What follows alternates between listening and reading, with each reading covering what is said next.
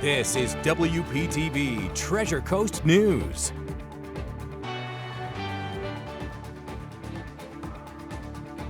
Tonight, the economic impact on the Treasure Coast of another year without Major League Baseball spring training, and the college offering free associate's degrees to Treasure Coast high school students. Good evening and welcome to the Treasure Coast News on WPTV News Channel 5. You see, we are live tonight from the Elliott Museum in Stewart, a staple here for more than 60 years. Later, we're going to take you behind the scene of an exhibit looking at a group of gangsters, a family that helped shape the history of Martin County. But first tonight, new details on a missing woman who was found in a septic tank in Jensen Beach earlier today. A handyman has been arrested for second-degree murder in the crime. Martin County Sheriff William Snyder spoke to the press just moments ago to shed light on the horrific find. Joel Lopez is live tonight with an update. Hey, Joel.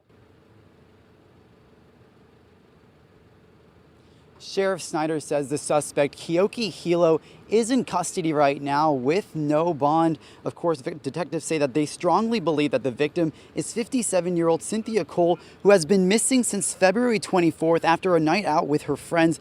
Now, late last night, early this morning, crews were busy pulling the body out of her septic tank. And after many interviews, they determined that her handyman was in fact her killer. To see a human being in a septic system, it's pretty jarring. And so, you know, if you're asking me my feeling, it's just profound sadness whenever I see a man's inhumanity to man. I'm as long as I've done this, I'm always taken back by what people will do. Right now, the suspect is being charged for second-degree murder, and investigators are still going through footage, so they asked the public to send in any surveillance video if they've seen something suspicious. Reporting live in Martin County, Joel Lopez, WPTV, Treasure Coast News.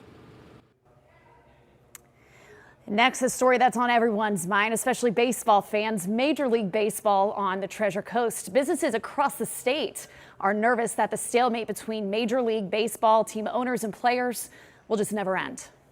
15 MLB teams train in Florida from February to March, which is normally a boom for local business. And after 2 years of the pandemic, it's another curveball for revenue. Businesses like Tailgaters in Port St. Lucie say they pay a premium to be near the New York Mets training home base. This year, it may not pay off.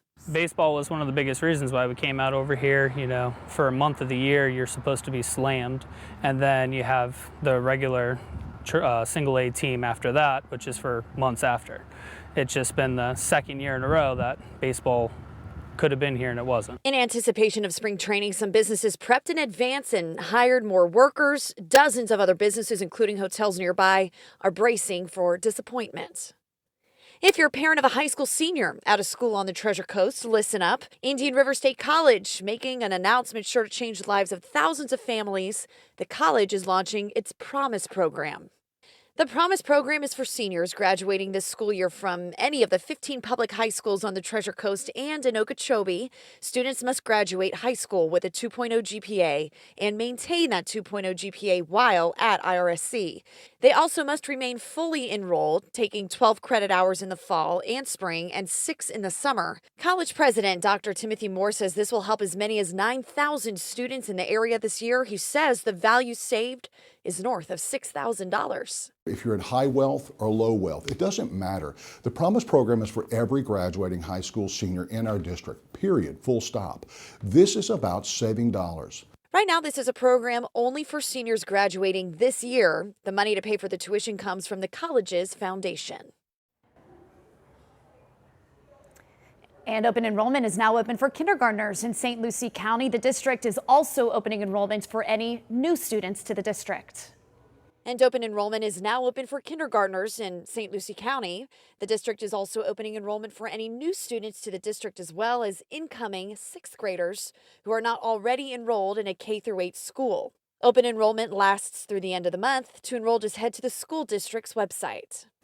In Indian River County, a parent group has challenged more than 150 books, calling them unacceptable because of pornography or inappropriate sexual content, following a 3-month investigation by a committee of media specialists from the district. 5 of those books will be pulled from school shelves. A handful of other books will stay, but will be accessible only depending on grade level.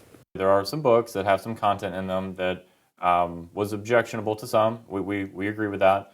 But when you look at the totality of the books, yes, this is a small percentage of books that really hasn't got a lot of circulation. The district plans to provide parents more options over what their children can check out. Local first graders at Imagine Schools at South Vero got a very special visitor on Thursday, one that'll have them on the path to becoming the next first alert meteorologists. WPTV's own meteorologist, Steve Villanueva, was on hand to show the kids how to forecast the weather and everything meteorologists do to keep us safe in South Florida.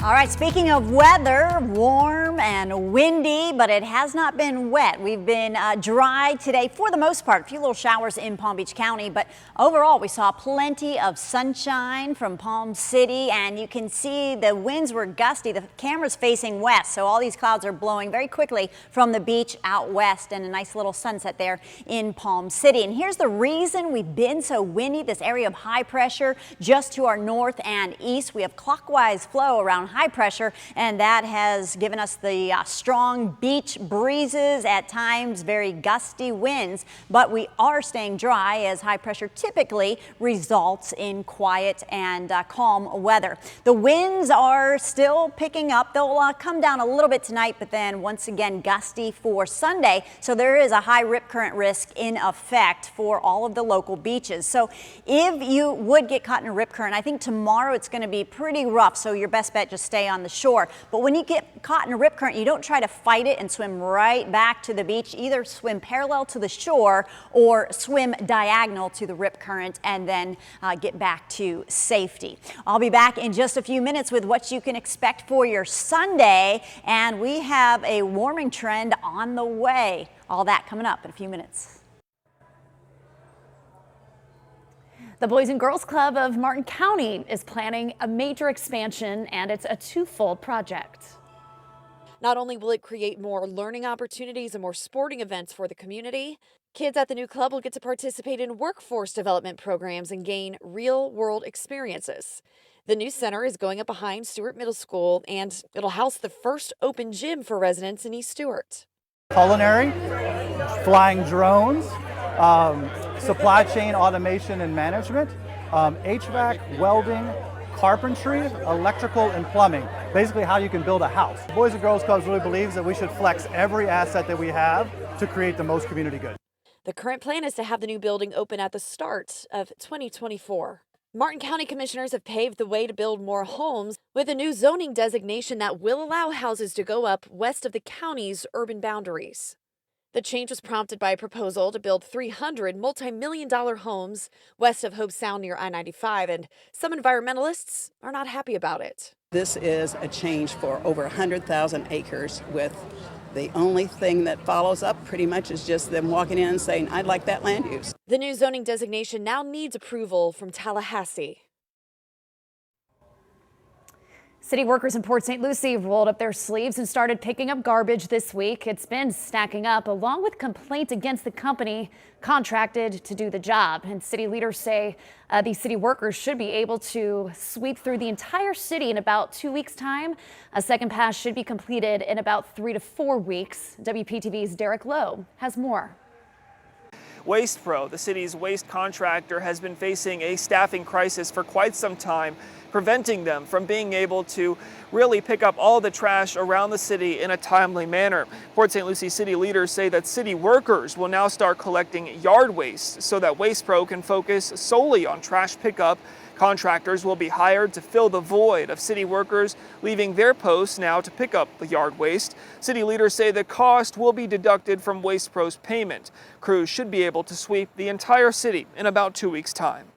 We're repurposing the work of other city employees who generally provide manual labor type work activities in our public works departments and utilities and parks and rec. And we're putting them on the streets to help pick up some of the yard waste that has been sitting on the ground for weeks. The city is also expanding the hours of its bulky and yard waste drop-off site here at the corner. They're at the corner of Camu and Crosstown. That's going to be 7 days a week from 7:30 in the morning to 6:30 in the evening. There is a limit of 2 cubic yards, which is about the size of a large refrigerator. Now, exclusive Treasure Coast stories from our partners at TC Palm. TC Palm's top premium story this week looks at what 2 local elected officials are calling an unprecedented crisis in our judicial system. Treasure Coast State Attorney Tom Bakadaw and Public Defender Diamond Liddy have, at times, aggressively squared off against each other in court. But they are banding together on a shared mission both consider too dire to delay or ignore. They've joined their counterparts across Florida who are pushing lawmakers to approve a $10,000 pay increase for their attorneys to combat mounting shortages and turnover. Liddy said the issue is fueled by attorneys' inability to afford living expenses on today's wages. Bakadaw said his staff is down about 20%. Both have lobbied lawmakers in Tallahassee during the current legislative session to deliver the unified message. Also this week, TC Palm's Larry Reisman interviewed a Vero Beach man who celebrated his 100th birthday by running a 10K race and canoeing 10 miles. Find out his secret and more exclusive Treasure Coast content at tcpalm.com/premium. I'm Executive Editor Adam Neal for TC Palm. After the break, a look at one of the most notorious gangs in Florida history and how they helped shape Martin County. Then the honor bestowed on a fallen Florida highway trooper. We'll be back in just 2 minutes. And we're quiet for now, but will we stay that way for Sunday? Stay tuned. Your forecast is coming up. WPTV Treasure Coast News. We'll be right back. You're watching WPTV Treasure Coast News. Well, some historians say Martin County very well may not exist if it weren't for a notorious band of criminals, the Ashley Gang, an intense rival for law enforcement. But to their allies, they were corruption fighters and creators of a home for the local Black community. Here's more on the Elliott Museum's newest permanent exhibit.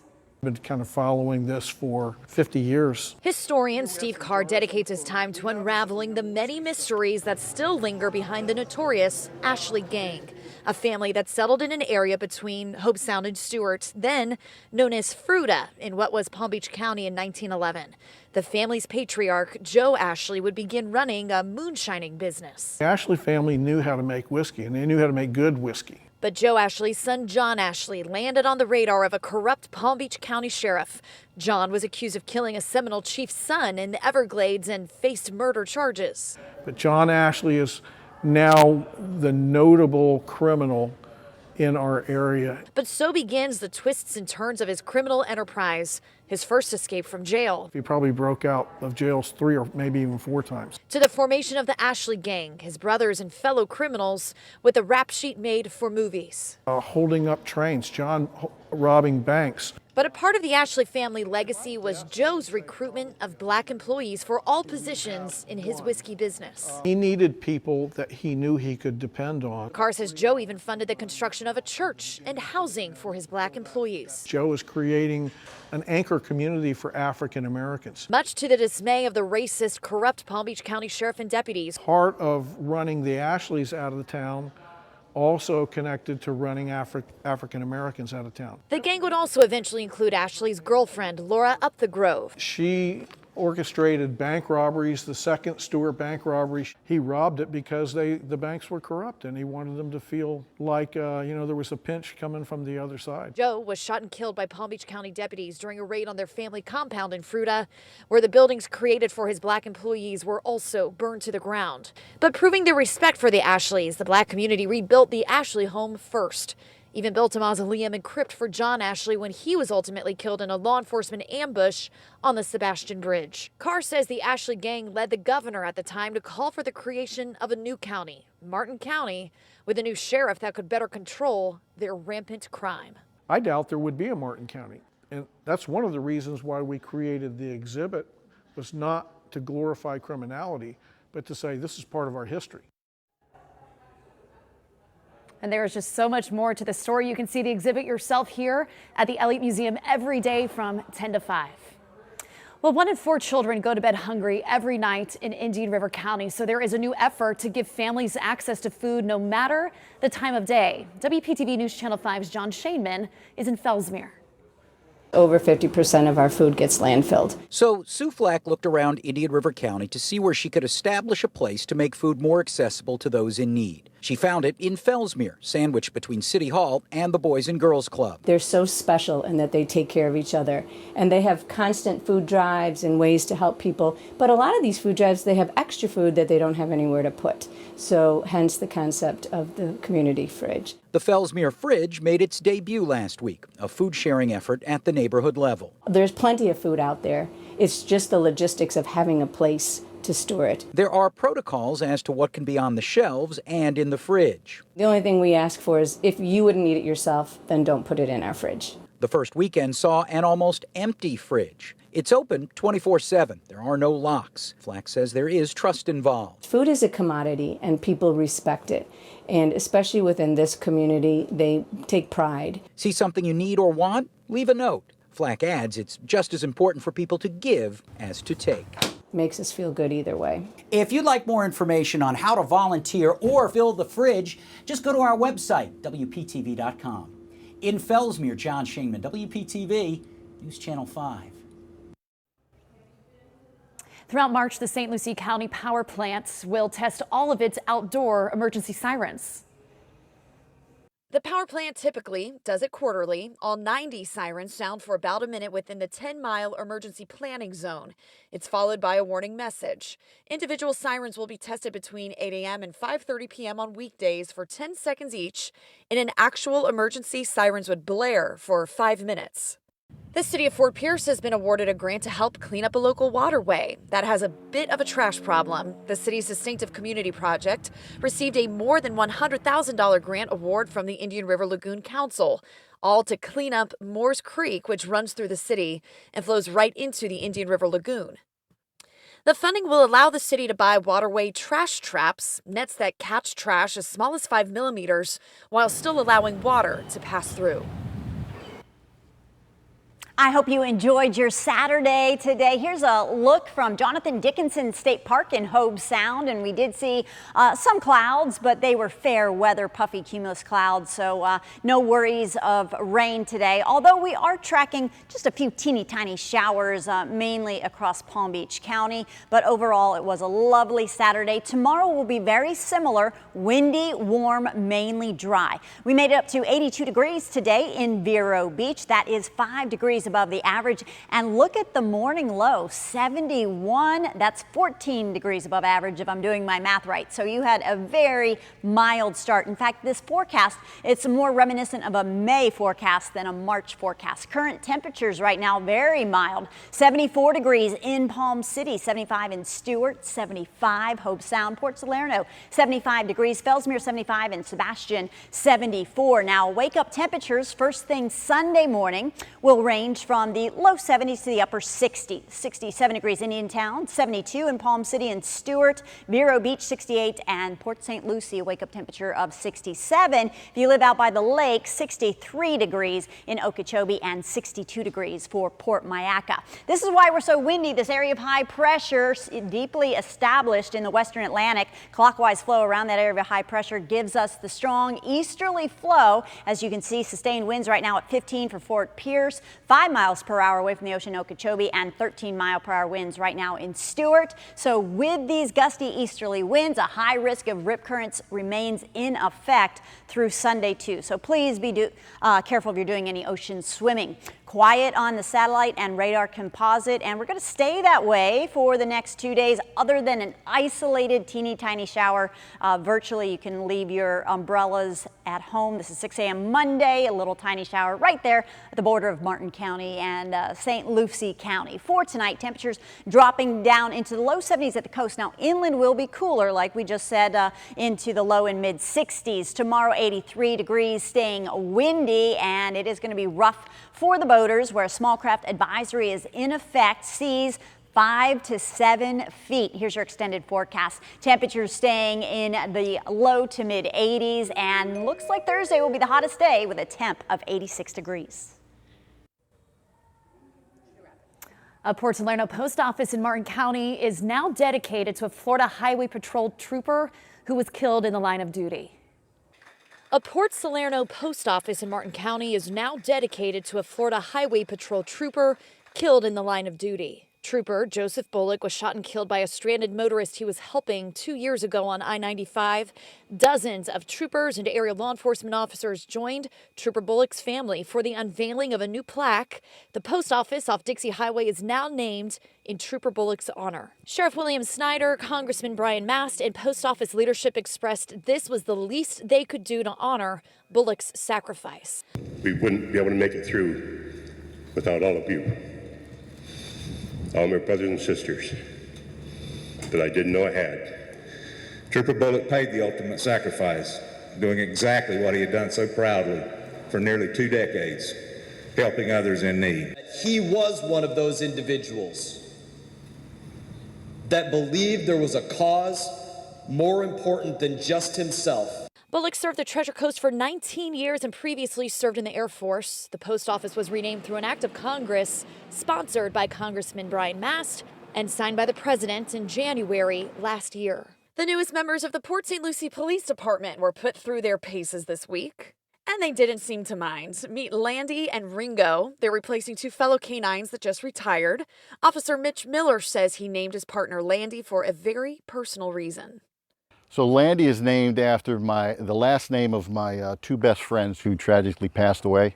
So it's in honor of them. I think we're going to start building searches this week. We've already introduced his narcotics training, his obedience training, and tracking, as well as article searches. Officer Gibbons' former canine partner Dingo is one of the recent retirees. The new canine pair needs to complete 600 hours of training before they're out patrolling the streets. And a miraculous story tonight of a dog and his owner reunited days after a horrific car crash in Martin County. Early last Sunday morning, Brian Frazier was heading north on I-95 when his car blew a tire and flipped. The Brevard County man was unconscious as he was airlifted to the hospital. Upon awakening, he asked where his dog Esco was. Troopers say the dog had crawled out of the wreckage and was spotted running all over the interstate. When Frazier was released from the hospital, he spent the past 2 days searching along with dozens of other people who had seen a post on the Martin County Sheriff's Facebook page. Esco was spotted on a security camera off State Road 714 about midday, and the dog and owner were reunited. When you're on the go, listen to our radio partners, WPSL and WSTU.